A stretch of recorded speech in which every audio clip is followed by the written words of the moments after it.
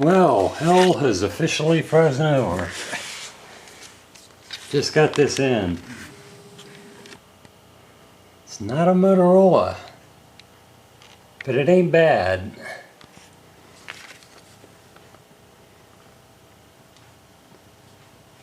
It's an E.F. Johnson 5100, which translates into a sorta XTS5000 Model 3. I'll get into this. I didn't pay much for it, but I wanted to see the differences between the XTS5000 series and the 3000 series.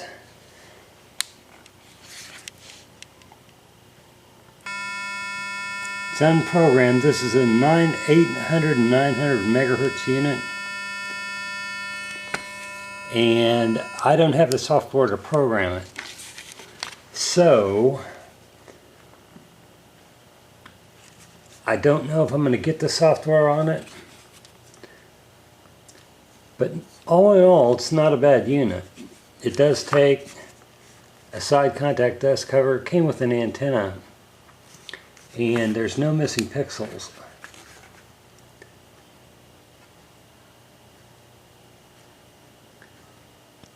Ergonomically, it's not a bad radio.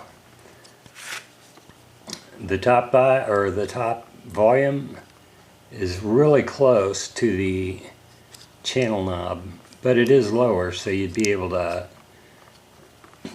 reach that channel knob, and it's designed a little bit differently. So in that respect, I think it's pretty good. You've got your emergency man down button, and you've got your side contact cover here.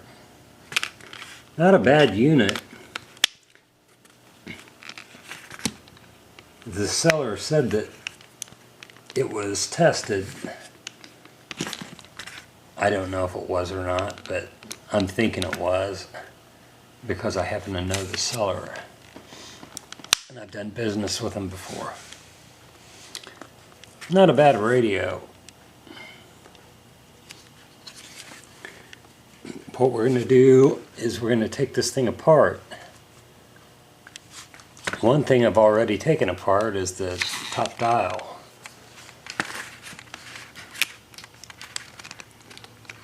And it's nice that you can just, like a car stereo, hang on, it is tight. You can just remove the knobs. If I can get this one off, there we go. Motorola, why didn't you think of that?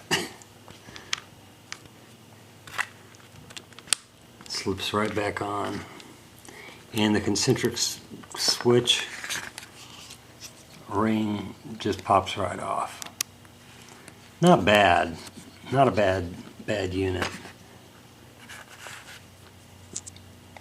E.F. Johnson came up with this. I've heard several different stories. I've heard Motorola actually designed this. I don't believe they did. I have taken a look at the inside, and I don't believe they did. I think E.F. Johnson used some of the parts from Motorola, but not by far, not all of them, to come up with this design for an alternative competing bid for the U.S. military. They needed a competing bid to buy the XTS3000 or XTS5000 and XTS line. So they came up with this, and it's based off an XTS5000. The speaker is on the bottom rather than the top. You still have your DTMF keypad. You got function 1, 2, 3, 4, and then you've got your navigation. If I had the software, it'd be a lot easier to do a good review on this. I'm sure it works. I've got no reason to think it doesn't. But just like any, it could have encryption in it. I can't get it into service mode because evidently they don't. I'm gonna have to look at the. I'm gonna have to do some research on it. That's the firmware in it. Not bad though. So anyway, that's just a little teaser on this thing, and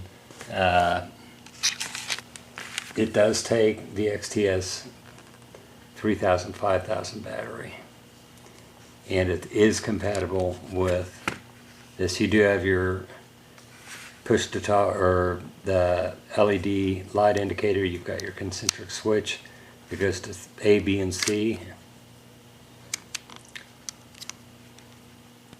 I'm not too crazy about the switch on this. Still, it's not bad. It's as good as a 2500 switch, which isn't saying much. The 5000s and the 3000s have a lot better switch on them. I'll do a side-by-side comparison on them, but like I said, I didn't pay much for it, and just wanted to see what the hoopla was about this radio. I wanted to see what the difference was, and there are differences inside. They say, well, essentially it's a rebadged XTS5000. No, it's not. It's not a rebadged XTS5000. It's a completely redesigned unit. Although it does open with the XTS5000. XTS5000 Moto tool. But anyway, EF Johnson 5100. I think it would be a nice radio. I think it would work every bit as good as an XTS5000. It's just the ergonomics of it that, you know, feels a little funny. But, you know, it's, as with everything, you would get used to it. Anyway, take it easy, guys. Later on.